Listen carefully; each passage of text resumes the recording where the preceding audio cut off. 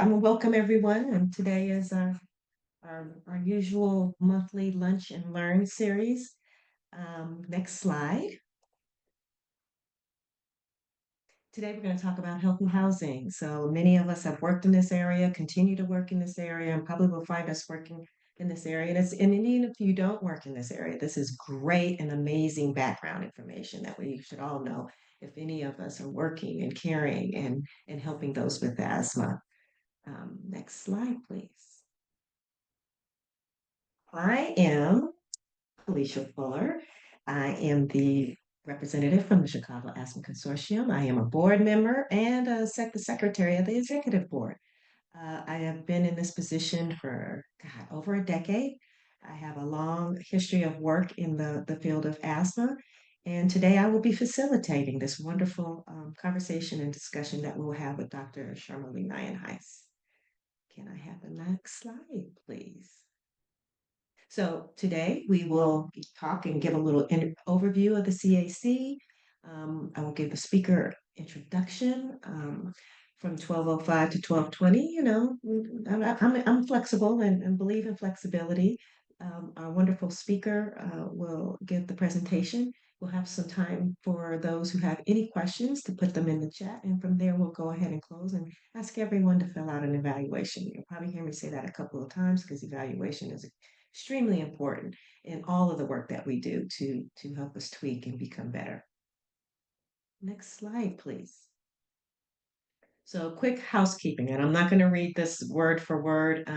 We ask that everybody, you can, I don't mind seeing your face. That doesn't, I don't know if that bothers Sharmilee, but definitely keep your audio off. I have a new puppy, so I got her out of the room completely. So those of you that are here and listening, just if you could kindly keep your audio off. Use the chat feature to speak to people. People are already speaking to me, and I am definitely appreciating that. So this is also a networking adventure as well. Also, if you have any questions for the presenter, please put those into the chat as well. I will definitely make sure that get those out to Sharmilee as at the end of her presentation so that she can answer any of the questions anyone may have. And again, we will put the evaluation in the chat at the end of the presentation. Next slide, please. So again, much of this is on our website, information about the Chicago Asthma Consortium. It's an amazing organization. We seek to improve quality of life for those with asthma through advocacy, education, and collaboration. So of course, we have much more to what we do, but that is our two-line or one-liner that somewhat and hopefully kind of captures what we do at the Chicago Asthma Consortium. I encourage everyone to go to our website. It's a beautiful website, very, it has lots of links, lots of information, and can guide you to organizations that may be able to go in more in depth and with questions and information and resources that you may need. So again, chicagoasthma.org is our website. Next slide, please. Okay, so ways you can help. We're always looking for members to be on our community advisory board. We have one of those. We have also community engagement committees. We have a fundraising committee, membership and professional development. So we ask anyone that would love to, help in any kind of way. Those are opportunities to volunteer. Again, and our contact is info@chicagoasthma.org for more information on that as well. Next slide, please. So our presenter today is the amazing Dr. Sharmilee Nyenhuis. She has a great bio. I'm looking at it and saying, God, I need to improve mine. But I will just say a little bit of it, and if she has more to add, she will tell us during the presentation. Dr. Nyenhuis is an esteemed physician at the University of Chicago Medicine, where she holds the position of Associate Professor of Pediatrics and Medicine, specializing in allergy and immunology, and particularly focused on pediatric allergy and immunology. Dr. Nyenhuis brings over a decade of clinical expertise to her practice with a strong emphasis on pediatric asthma management. All of you and all of us, please welcome Dr. Nyenhuis. I will turn it over to you, Sharmilee. Thanks so much for that wonderful introduction, Felicia. It's great to see you, and it's great to see so many people on this Lunch and Learn today. So let me share my screen. I don't know. Would you be able to stop sharing? Thank you. Okay.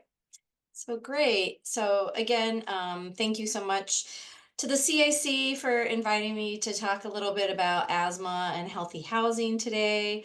Um, just this is just kind of briefly the objectives. I'm not going to spend too much time because we don't have a lot of time today. So first of all, just wanting to know, I think many of you guys are aware, but I always just like to start off that first of all, asthma and allergies impact about 20% of the US population. So about 1 in 5 Americans have asthma and or allergies. So that is a very large group of people. And additionally, of the asthma that we see, about 60% in general is allergic asthma. And that's, I would say, overall between adults and pediatrics. But then if you look at children with asthma, about 80% or more of school-age children with asthma they're at least sensitized to at least one common aeroallergens. We definitely know that allergies can develop at any age. So just because somebody didn't have them when they were a child doesn't mean they can't have them as an adult or even older adult. And we do know that if somebody have allergies themselves, that is a risk factor for developing asthma. And we know that asthma patients that do have allergies often have more asthma symptoms, and allergies can be a trigger for asthma flares or exacerbations. We do know that like the asthma guidelines recognize the importance of the home environment and specifically indoor allergens in managing asthma, and they recommend that any patient that has persistent asthma should be evaluated for allergens or for allergies. So just specifically, what is an allergen? So this is any substance that can cause the immune substance to overreact. And these examples can be pollen, shellfish, antibiotics, poison ivy even can be considered an allergen. And again, the inhaled allergens, the ones that we inhale, is the most important for children and adults with asthma. So what are the different types of inhalant allergens? Since today we only have about 20 minutes to talk, I'm really focusing on the indoor inhalant allergens, so those that are often found in the home. And the first one that I think comes to mind for a lot of people that have any sort of pet is, these, furry animals. So could it be cats, dogs, rabbits, hamsters, guinea pigs. Again, this is not, exhaustive list of those, but these are kind of some of the most common. And when we think about the cat and dog allergens in particular, one of the things that I always, tell my patients that these allergens are very small and so can become airborne very easily. So even though that they settle down, if you move a blanket that's on the couch, then those allergens can become airborne, and they remain airborne for many hours. Additionally, for those people that don't have pets, but maybe allergic to cat and dogs, let's say, these allergens have been found to be, ubiquitous in public buildings, as well as, including schools, workplace, and moderate exposure in communities, especially, it's really difficult to avoid these allergens 100%. So, um, one of the things, and that's because these, again, the particles of the cat and dog allergen are very small. And I always say the cat allergen specifically is very sticky. So it doesn't feel sticky, but like it will stick to clothing. So it's transferred from that, from backpacks, bags, purses, other things like that. So this, again, we do see measurable cat and dog levels in public buildings and even in the homes that don't have pets. And especially us living in an urban environment where many of us may live in, three flat or, walk up or any sort of multi-unit buildings. Again, even if you don't have a pet, those allergens can definitely be tracked in if your neighbor has a pet. Um, and again, as far as again, many of these are can be found in homes. And again, some we do definitely see though that the magnitude that is of allergen that's found in people that do have pets is usually at least two orders of magnitude higher compared to those that don't. Yeah. So, as far as other indoor inhalants, so we talked about the pets, but there's also those pests. So, those can be most commonly are mice and cockroaches when we think of those pests. And, the mouse allergens themselves primarily come from mouse urine. So, the mice don't have. Um, the bladder muscles that we do. So essentially, when they have to urinate, they urinate, and then when that dries, then that can then be aerosolized. Also, from for cockroach, much of the allergen is from their fecal pellets as well as dried carcasses. So again, these can be found in any environment, rural environment, suburban environment, but we definitely do see these very much higher in urban environments, mainly due to the greater population density. And this is an old paper from 2006, but I still show it because this really is one of the primary studies that really looked at, what are some of the risk factors for being exposed to cockroaches. And first of all, definitely being in a high-rise apartment is the, oops, sorry. High-rise apartment compared to being in a detached dwelling. There's a 70 times greater odd of having higher cockroach allergens, and again, being in a detached. Also looking at the number of units. So again, if you're in a single family home versus a multifamily, as I mentioned earlier, you're going to have almost a 5-time greater odds of having higher cockroach allergen exposure. And then again, older homes too have been associated. And that's often because that there's maybe more leaky pipes that attracts the cockroaches, or the cockroaches can get in from cracks and holes. And then again, as I mentioned, that urbanization. So other, again, inhalant allergens that are very common are dust mites.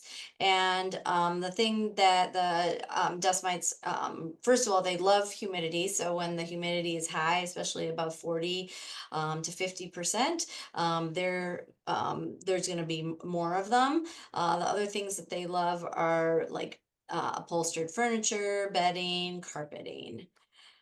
These sorry, dust mites themselves, you cannot see them with the naked eye, so you have to have a microscope in order to see them, but they're in all of our homes. And I know it might creep people out, but like you can't see them, and doesn't really matter entirely like how clean your home is. You'll probably still have some dust mites in the home. And I just wanted to add too, as far as like with pests and dust mites, sometimes people feel like, oh, that must mean I have like a dirty home if I'm allergic to those things. And that's not necessarily true, especially again, just having an allergy to them. And we'll talk about how to do that. All that says is that at some point in your life, you've been exposed to those allergens and your body has kind of developed that allergy. And then the last thing, as far as the allergens are concerned in the home, mold is also of a concern. So sometimes, again, if there's been flooding in the home, any leaking or drainages that have led to some any sort of water damage, then you're more likely to you're at risk for having mold in the home. And some common places for that can be under the sink, in the kitchen, in the bathrooms, definitely in the bathroom itself. So those are some common places that we see the molds. So I always have to talk to about irritants in the home. So because I think in some ways, a lot of people really think about the allergens, so like the dust, the animals, the pests. But I think there are a lot of things in the home that are considered irritants. So people, when we again say allergen or allergy, we're typically meaning that your body's developed like an immune response, typically by developing a specific allergy antibody, so IgE. And again, that can be developed to those things that we talked about on the previous slide. But these things definitely are irritants because we don't really develop, IgE specifically to smoke, like whether it be tobacco smoke or fire or wood smoke or scents, but it's definitely an irritant. So these are again some of the common home irritants. Definitely, tobacco smoke, and I know too. It's not even. There's the second hand smoke, and then there's this third hand smoke, which is this, the residual of those chemicals that are found in the tobacco cigarettes or other cigarettes too, that can get on the upholstered furniture, can get in the wallpaper, can get in the carpeting, so that that can be almost as dangerous as or it can be as dangerous as secondhand smoke, and can have some and bothers a lot of people. The other things I put here, like candles, there's air fresheners. We all want our house to smell good, but sometimes, those things can be irritants for us. And then lastly, too, is also thinking about cleaning products. So again, we use a lot of cleaning products that have fragrances, whether it be in our laundry detergents, in our bathroom cleaners, in our floor cleaners, but those can all be irritants. And then I know this last picture is kind of showing pollution, and I know that's outdoor, but a lot of times, if we're opening up our windows when there's a lot of pollution outside, that can come inside as well. So that's just something to consider as well. Um, So how do we evaluate for these allergens? So again, as I mentioned earlier, any patient that has persistent asthma should be asked about, allergens and their potential exposures in the home. So again, this is just all of the ones that we talked about. And again, we should. And one of the things that I was just teaching medical student yesterday, and we always say like history isn't enough, because sometimes patients will come to us and say like, oh, I'm allergic to cats. They come to our clinic. I'm allergic to cats. So and we're like, okay, well, if you're allergic to cats, then what are you doing here, since you already know? But actually, the history really isn't enough. So even if based on the history, somebody maybe allergic, say, oh yeah, I'm probably allergic to dust mites, We actually see that it's not when we use the diagnostic test, so whether it be a skin test or blood test, that actually people aren't right all the time. So actually, the people that said no, I'm not allergic to dust. Actually, more of them were about more of them were allergic to dust based on when we use skin tests. And that was similar again too for these other things such as grass pollen, tree pollen, cat and dog. People again more often thought that they were allergic to things, and sometimes they weren't. Or again, if the converse, so if they thought that they weren't allergic to their cat, actually more of them did have presence of of an allergy to those. So again, we cannot just use history alone to determine this. So again, as I mentioned earlier, any patient that has persistent asthma should have some sort of allergy testing to evaluate exactly determine what they're allergic to. And again, we can use a blood test, or there's allergy skin test. A blood test can be ordered by your primary care doctor, a pulmonologist, an allergist, an ENT doctor. A skin testing though is typically done by an allergist, or it can be done by, there's some ear, nose, and throat specialists that do it. Primary care doctors typically do not do that, and I haven't seen many pulmonologists that do that either. Um, so otherwise, how do we control these allergens? So definitely, once you know what you're allergic to, definitely trying to reduce your exposure is really what we want to do. So again, for animals, the best treatment, unfortunately, is removal of the home. But having a pet myself, luckily, none of us are allergic to that. It's the animal is a part of the family, so it's often not acceptable. So definitely keeping the pet out of the room, using HEPA air filters, and washing the pet regularly. Unfortunately, the data has shown if you're going to wash the pet regularly, it often has to be very often, like, about twice a week. And unfortunately, a lot of our furry friends, they do not enjoy that, or maybe their skin can get irritated as well. So again, definitely using that, those are the things that have been shown to potentially have an impact on pet allergens. Those pests, so definitely cleaning, using pesticides, but trying to use lower toxicity. And then also cleaning up spills, making sure that you're eating only in the kitchen and disposing of trash frequently. I think the other one too is sealing cracks and holes, and, as well as leaks. So if you have that, those are something, you want to prevent the pests from coming into your living space. And then looking at dust mites, definitely some things that we use, as I mentioned, bedding, thinking about mattress, pillow covers, washing your bedding weekly, and making sure it's going in the dryer, removing stuffed animals if it's a child with asthma, or adult. Maybe, you might have some stuffed animals on the bed, but trying to remove those, or again, washing those frequently, controlling the humidity. And then these are some of the second line things like removing carpet, upholstered furniture, other things. Unfortunately, air filters don't often help as much with this.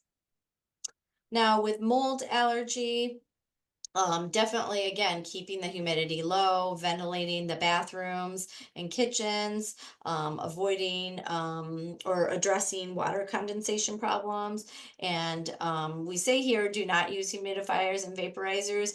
I mean, they can be used. It's just something to just make sure that there's not mold growing within those humidifiers. So if you're going to be using them, just making sure that you're cleaning them. And best way to clean is usually just water and vinegar mixture, a 1-to-1 mixture. I have this QR code here from the CDC that talks about how to manage indoor molds as well.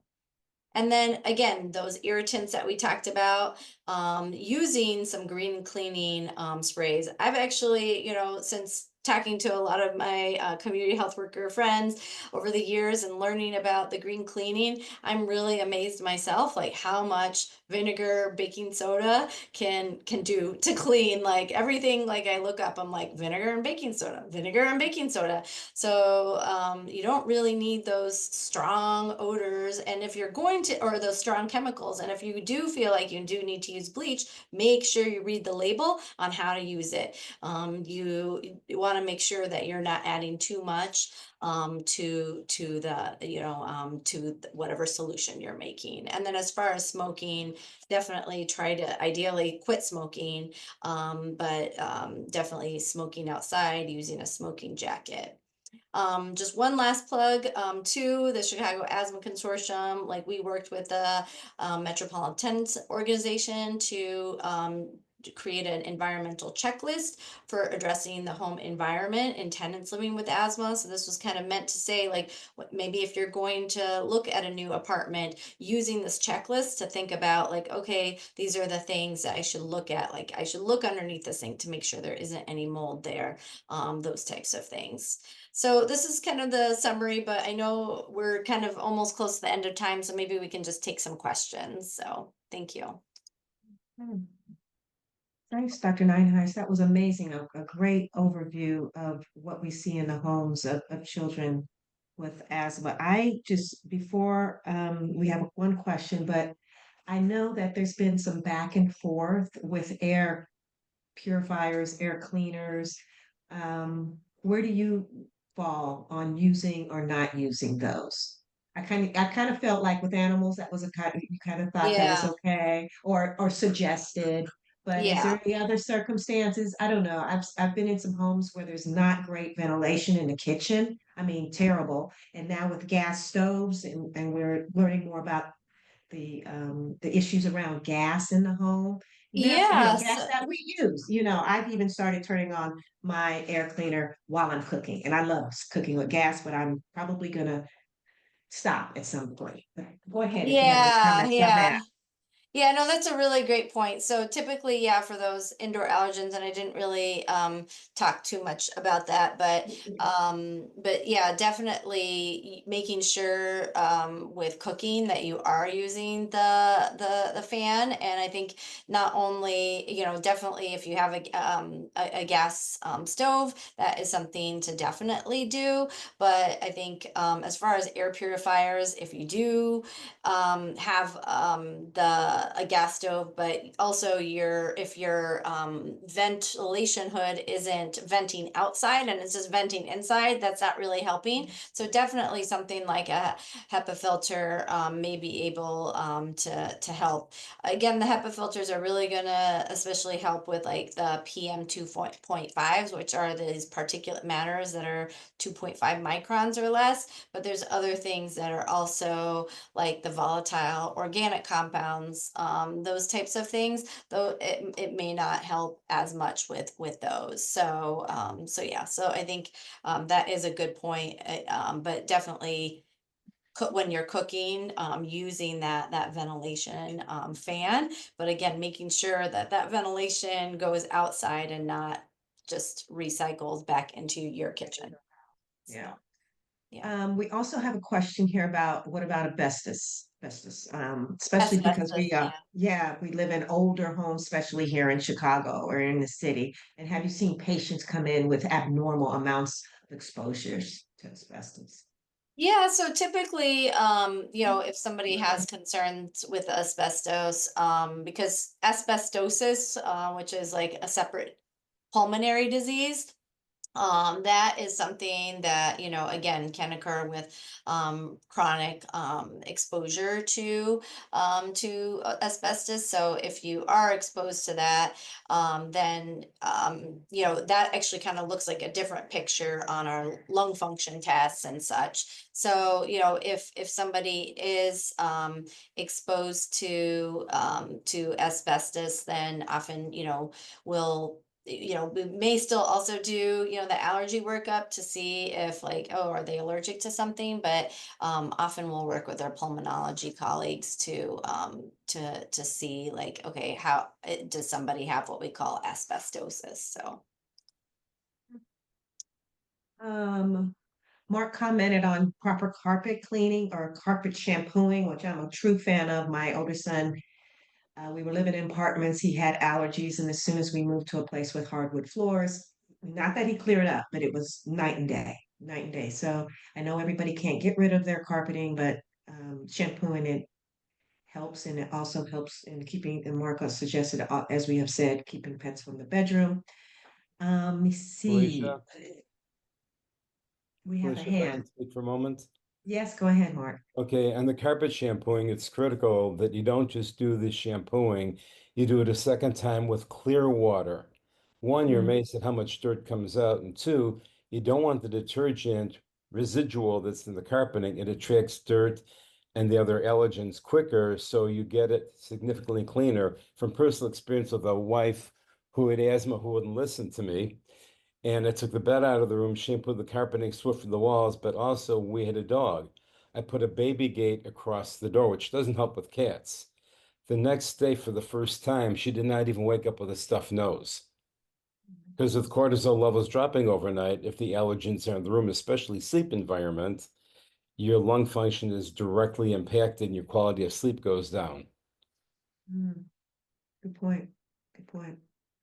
I see Um, Ayal has a really good question too in yeah, the chat. yes. Like if you had to prioritize interventions to reduce asthma triggers, how would you prioritize the air cleaners, the kitchen ventilation, filtration, and the central HVAC, or others? I mean, I definitely it's a little bit hard to I guess if I would say that like money wasn't an option or anything like that, if we're not concerned about money, then definitely again, I think definitely we know that like ventilation and filtration are very high on the list, but often those sometimes those could cost a lot of money, especially like I think you mentioned filtration on the central HVAC. That can be quite costly. So I think with that, then I would say like the air, if you aren't able to do that, then doing air cleaners that are doing some sort of HEPA air filtration, but just making sure that you have a filtration system that will work for that room size, because if you and so maybe you have to move it around. Maybe you have it in the kitchen while you're cooking, then you move it to the bedroom. So there's definitely uh things to think about, but that's a really great question. So yeah. And there are programs out there that are doing home assessments. ALA is one of them, and that provide air cleaners and a number of other and cleaners and things like that, environmentally healthy cleaners to for Mhm. families that need this type of work or resources as well. Yeah. I don't see any more questions. The QR code wasn't working, but Sharmilee has already put the code into the chat. Yeah.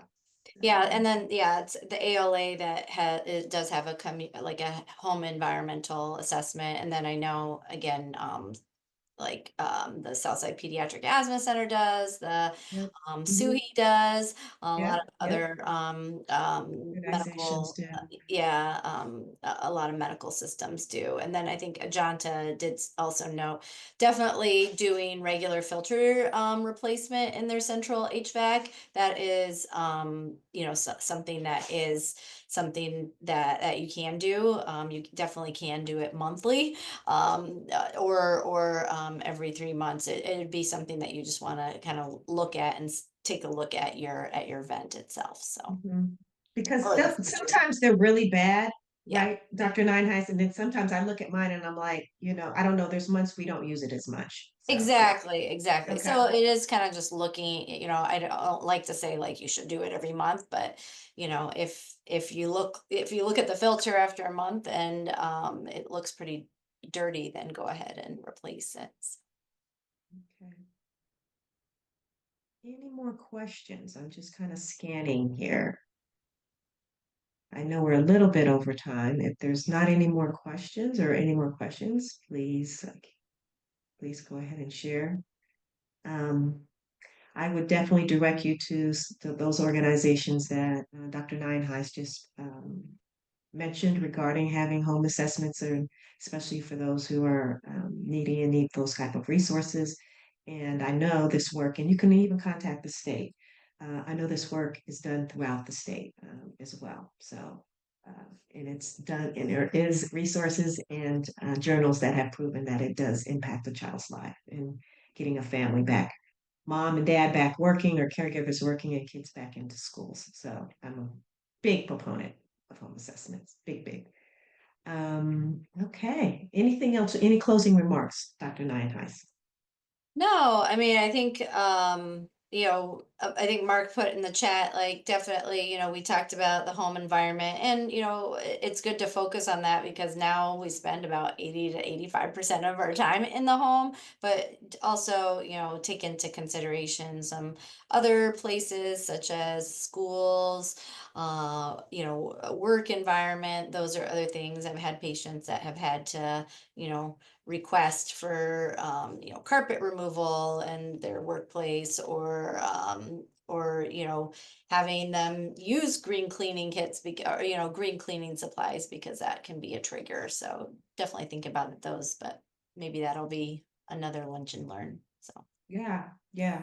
I thought of a couple topics that could come out for another quick conversation about this area. So if everyone could you please take a minute. Evaluation is very important to public health work. It's probably one of the first things I learned as I stepped into a classroom when I was learning, long, long time ago. But this, I believe, is our last of our spring series of Lunch and Learns, but we will be starting another group, and I'm kind of excited about this one. We will start on April 30th. Our school nursing series will begin. I can't wait. It's just, we're going to kind of go off into a new area. I believe we're going to be talking about to school nurses and about issues that they are have to deal with the children that they come in contact with asthma. So that will begin, and you should be getting emails about that. Again, please make out the evaluation, and that's in the chat. And you can definitely at any time email us, and there's our email, or contact any of us that are on the board, and we can answer any questions and hopefully direct you in the right area. So I don't see any more questions. So thanks all for coming. Enjoy your day. Here in Chicago, we're finally warming up. No sun, yeah, but we're warming up. thank you. Okay. Thanks, everyone. Glad to see everybody. Bye. Bye bye.